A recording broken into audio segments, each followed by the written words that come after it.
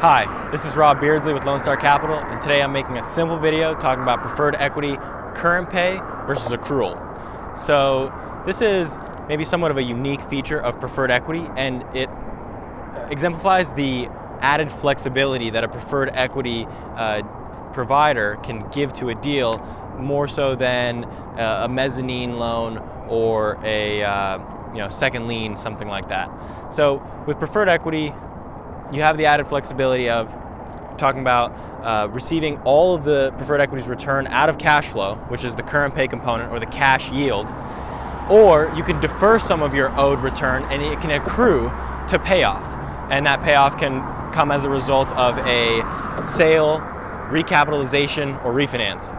And the way that this works is, for example, a deal that has a 14% return on the preferred equity, you could split it up with an 8% current pay and a 6% accrual rate. So that 8% annual return will be paid out on a monthly basis, and that'll be the cash yield. And then the 6% accrual, which when added to the current pay, will get you to your 14% return.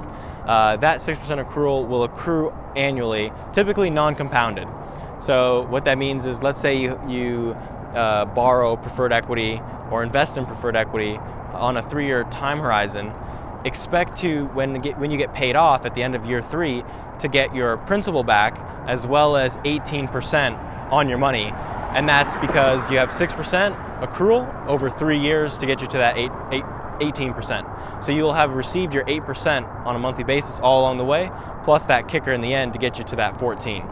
So that's the mechanism of current pay versus accrual rate on preferred equity. And just to add a little more nuance, different deals may be better suited for a different blend of current pay versus accrual. For example, a deal like a development deal, for example, is going to have no cash flow for at least the first year, 2 years as it's being built. And so that's going to have pretty much a complete accrual. It's all accrual, which has a different risk profile than a stabilized asset or an in-place cash flow producing asset that can service a current pay.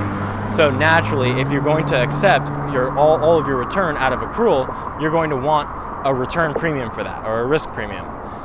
Whereas on the flip side, let's say a deal is just a cash cow, and you can get your objective return of, let's say, 13-14% on the preferred equity, and you can get that 100% out of current pay. Now, that's a far less risky deal.